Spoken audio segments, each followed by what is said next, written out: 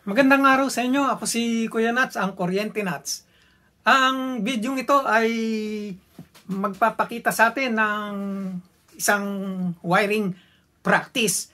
Three-way switching na may kasamang single pole switching sa branch circuit. So, dalawang switch ko-control sa isang ilaw at saka isang switch sa isang ilaw. Subukan natin.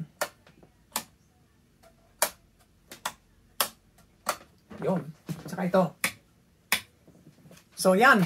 Papakita ko na sa inyo paano natin minawiring ito.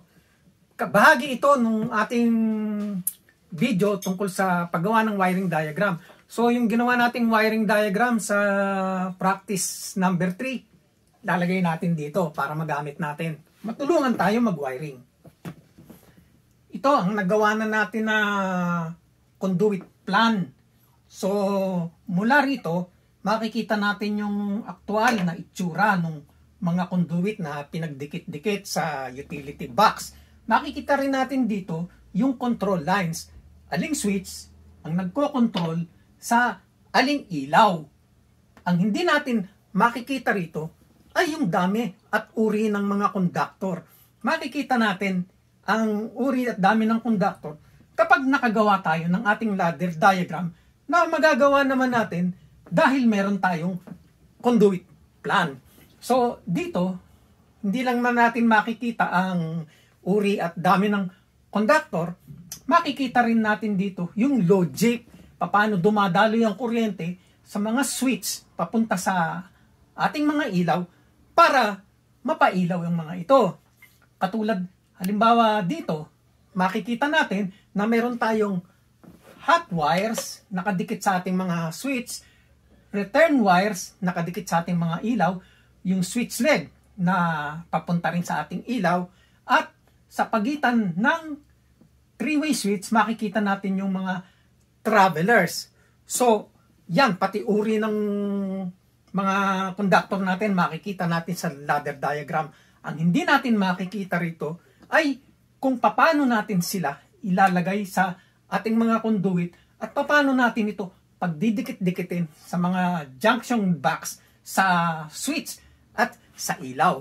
Makikita natin yan kapag gumawa tayo ng ating wiring plan. Ang ating wiring plan, pwede nating i-overlap sa ating conduit plan gamit naman itong ating ladder diagram. Alam ko, marami sa ating mga batikang electrician, kung lalagyan nyo ng wire yan, sabay-sabay, ilalagay nyo na lang sa conduit. At kahit wala kayong individual na conduit plan, yun lang architectural plan, kayang-kaya nyo na i-wiring yung buong bahay. Pero, palagay ko, ang kakulangan sa atin mga electrician ay yung ating approach. Paano natin ituturo o ipapasa yung ating nalalaman dun sa gusto natin tulungan na gumaling sa wiring. So, meron ba tayong maayos na sistema? Paano natin systematically na ituturo ang ating nalalaman sa ating mga apprentice? Ang aking mga vlog ay attempt ko para magkaroon kayo ng idea paano ipapasa ang inyong nalalaman sa mga bagito pa lang at bagong gustong maging bihasa sa pagwawiring. So, sa mga demonstration ko ay hindi ko pinagsasabay-sabay na isuksok yung mga dami ng mga conductor na papasok sa bawat conduit. Hindi. Ginagawa ko step by step. So, sa ating ladder diagram, kitang-kita naman natin yung hot wires lagi nakakabit sa switch. At yung ating return pabalik sa supply ng kuryente, itong puti na to, lagi yan nakadikit sa load sa ating mga ilaw. So, yan, inuuna ko muna na ikabit yung hot wires. Step by step. So, palalakaran ko muna ito ng itim ng ating hot wires hanggang sa lahat ng ating mga switch. Dito, sa makatwid, itim, lalakad hanggang dito. Hanggang sa lahat ng switch. Ngayon, yung ating return, ganun din. Palalakarin ko hanggang sa makarating tayo sa lahat ng ating mga ilaw hanggang dito. O layo pala. Pero sa ladder diagram, hindi natin nakikita Sa wiring plan natin makikita yung mga yan. Tapos, halos tapos ng boxing, 50%. Ang nalalabi na lang na iwa-wiring natin, itong traveler at saka itong mga switch leg. Pag nagawa natin yung ating wiring plan, makikita natin kung ilang wires at anong klaseng wires yung nakalagay sa loob ng bawat conduit. So, yan, gawin natin. Kuha lang tayo ng pentel pen. Swak na swak. 4 na pentel. So, gawin na natin yung ating wiring plan. Unahin natin yung ating hot wire na nakakabit sa ating dalawang switch. Yung switch, 3-way switch B, hindi na natin kailangan palakaran sana ng hot wire. Kaya lang, dyan dadaan yung ating hot wire. So, dadaan din dito sa box, sa switch box, number letter B, yung ating hot wire. So, gawin natin dito sa ating conduit plan. Lagyan natin ng hot wire, hot wire, hot wire, hot wire, hot wire. Yan. Hanggang makarating tayo sa switch C. Ngayon, ito namang ating return. Hanggang dulo pala kasi nandito yung sa palalakaran natin hanggang ditong conduit dahil nasa dulo yung light number 3. So, return, return, return. Lahat pala yan, meron.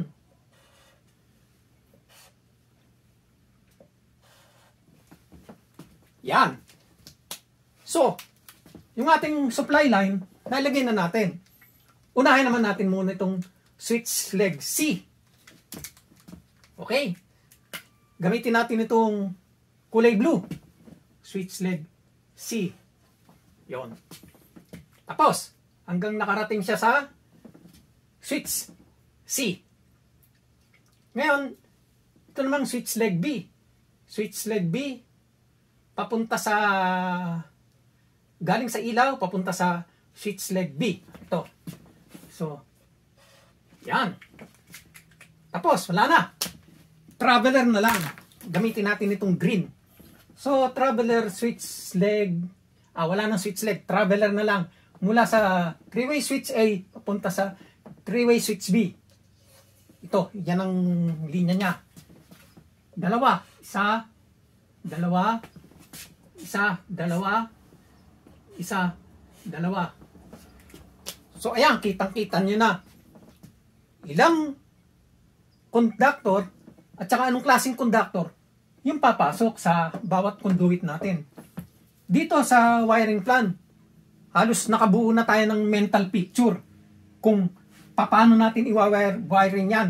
So, meron na tayong strategy, meron na tayong maayos na plano, tsaka alam na natin kung anong papapasukin natin na mga klase ng wire sa bawat conduit dahil dito sa wiring plan. So, ganyan. Makakabuo tayo ng mental picture. So, kung gusto nyo, sabay-sabayin nyo ng isuksok. Pero ganyan. At least, meron tayong mental picture sa umpisa kung hindi pa tayo sanay mag-wiring. So, umpisaan ko ng magkabit ng supply line. So, yung ating return yung puti. Kaya puti yan, na-assume natin na grounded conductor. Pero, para rin malinaw, pwede namang isang black, isang red. Yun lang, mas malinaw, nakikita nyo to. So, etong demonstration natin. So, yan, wawiring ko na. Yung supply natin ng kuryente, palalakarin ko, sabay na. Total, naintindihan nyo na naman mula rito sa ating wiring plan. So, sige, wawiring ko na. So, ito makikita ninyo, na-wiring ko na yung supply line ng ating kuryente. So, ito, pinalakad ko na. Dito sa isa, dahil may junction box tayo, passing through lang yung ating supply line. Kaya lang lagyan nyo ng slack, just in case. Baka mamaya, magpapalakad tayo rito ng extension ng another ilaw. o kaya receptacle. So, abang na lang yan. So, pagdating dito, may ilaw na tayo, so putol ko na rito.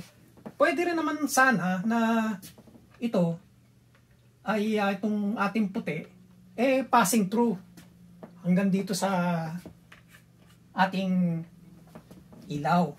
Kaya lang, may available na ako ng mga putol-putol So, ito na lang ang ginawa ko na may slack. Tapos didikit ko na lang ng wire connector itong mga ito. Lalagyan natin ng abang. Tapos, ang isusunod natin, ito naman blue, mga switch leg. Lalagyan natin ng switch leg dito sa conduit na ito at saka switch leg din dito sa dulong conduit. So, gawin na natin. Okay, nakikabit na natin yung ating switch leg C at saka switch leg B. Switch leg C, switch leg B. Hindi masyadong kita yung kulay, pero blue ito. Blue itong ginamit natin. So, nilalagyan ko ng color coding yung mga conductor natin para madaling ma-identify kung sino man ang magre-repair. Makikita kagad niya na kung alin yung wire, anong gamit, anong uri. So, ngayon, palalakaran naman natin ng ating traveler. O nga pala, dito, kitang-kita nyo, dalawang wire lang. Isang return, tsaka isang switch leg. Okay? Palakaran na natin ng traveler dahil meron tayong three-way switching. Nailagay ko na rin yung ating dalawang traveler. Ito yung pula. Yan. Mula sa three-way switch A papunta sa three-way switch B. Passing through lang siya dito sa junction. Okay? So, pati lahat nung pagdidikit-dikitin sa junction box, nilagyan ko na ng wire connector. Katulad nitong hot. So, itong hot wire hanggang makarating sa switch C, ito, pinagduktong-duktong ko na yung mga hot. Ito, nakakawala. So, pinagduktong-duktong ko na sila. Ito. Ngayon, dito naman, tatluhan itong wire connector So, gagawin ko, didikit ko na lang itong ating three-way switch dito sa wire connector at saka ako backstab na lang itong dalawang traveler dito sa dalawang terminal ng ating three-way switch. Pagdating naman dito, yung ating switch leg B, kakabit natin sa common ng ating three-way switch. At saka yung dalawang traveler, kakabit natin dun sa dalawang terminal nitong three-way switch. Ito. Yun ang ating return wire na puti. Palalakarin natin, yan, kukonekta natin hanggang makarating tayo sa dulong switch. Ayan, pinag-connecta na natin. Dulong ilaw pala ito. Ngayon, nilagyan ko na rin ng wire connector para yung ilaw, ito, papasok na lang natin sa wire connector, yung bukilya. Nakadikit na. At yung ating single pole switch, ito yung switch leg, ito, switch leg, at saka ito yung ating hot wire. I-backstab ko na rin lang. So, dito naman sa light number 2, ito, backstab ko na rin lang itong switch leg ng ating bukilya dito sa switch leg B. At saka yung return, didikit ko na lang dito sa wire connector na papunta sa return wire, pabalik sa ating supply ng kuryente. So yan, sana nasundan ninyo. Ngayon kung mapansin ninyo, 6 ang pumasok na wire dito, lalagyan pa natin yan ng ating switch na device. So 1 yoke yun, ang equivalent nun dalawang conductor. Dito naman 2, 4, 6, 7, 7 yung pumasok dito na na conductor. Pag nilagyan din natin ng switch ito, hindi angkop yung ating box dahil napakababaw. Kulang. Dapat kasi yan malalim ang box niyan. So dapat malalim na box. Dahil pag nagpatong-patong ito sa loob, kung matagal nating naka-on, padadaanan ng kuryente lahat yan, may posibilidad na magpatong-patong ang init nitong lahat ng conductor na to sa loob ng box. So, sakaling ganyan, dahil limitado tayo dito sa mga junction box natin So, lagyan natin ng extender. Itong dalawang box. Dahil sa box fill allowance, kulang sila. So, dadagdagan muna natin bago natin may salpak yung ating mga switch at saka ilaw. Ngayon, nakabitan ko na sila ng box extender. Pati, naisalpak ko na rin yung dalawang 3-way switch at saka yung ating single pole switch. Pati yung ating mga bukilya, na-wiring ko na rin, sinama ko sila sa wire connector. So, nakadikit na. Ayan. Mas madaling magpalit kasi kung hindi natin i-screw ito, mga wire, sa bukilya. Tatanggalin lang natin yung wire connector, salpak na kagad tayo.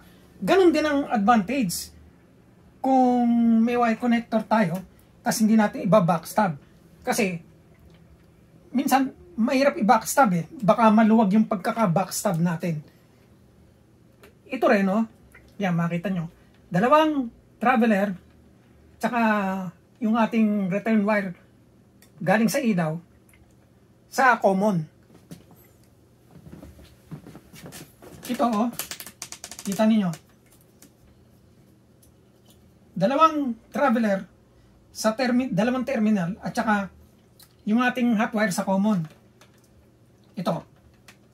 Nakakabit siya sa ating 3-way na wire connector. Ngayon, galing sa source yung isa, papunta naman sa ating single pole switch yung isang hot wire. So ayan, sasalpa ko na, tapos paiilawin natin. Na-check ko na rin siya na tingnan ko na rin yung continuity. Tama naman. So, ganun lang. Bago kayo magpailaw, checkin nyo lahat ng koneksyon. Kung magkakadikit nga yung dapat na magkakadikit. Finally, naisalpak na natin yung ating tatlong switch at saka yung dalawang ilaw. Nakapaglagay na rin tayo ng blank plate dun sa ating junction. Huwag nyo iwanan, bukas ito.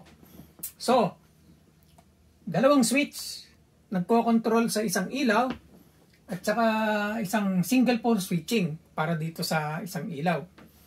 So, pailawin na natin. Tingnan natin kung tama yung gawa natin. Naka-on na pala. Okay. 2-way switch.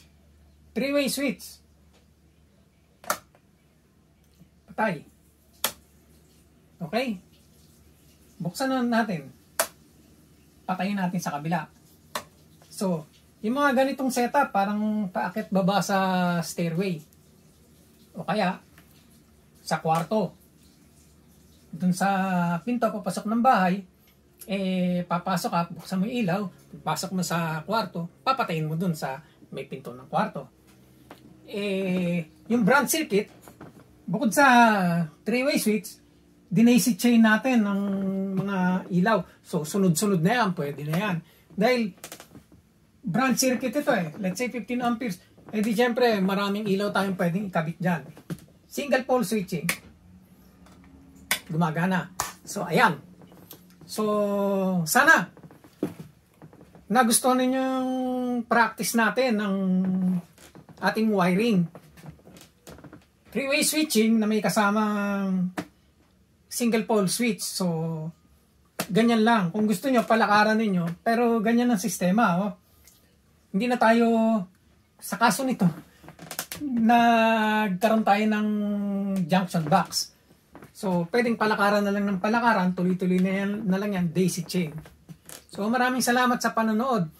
At kung sakali na may value kayong nakuha sa video ito, natuto kayo ng konti ng pag-wiring, nakasample kayo, i-like nyo sana. Kung gusto nyo, mag-comment din kayo. Kung meron pa kayong gustong i-practice natin na wiring, share nyo rin sa iba. At i-hit nyo yung notification bell. At mag-subscribe kayo sa aking channel kung di pa kayo nakakapag-subscribe. Para matulungan nyo ako na mapalago yung aking channel. At marami pa akong maabot na ibang tao na sakali makatulong yung ating mga video. So, salamat!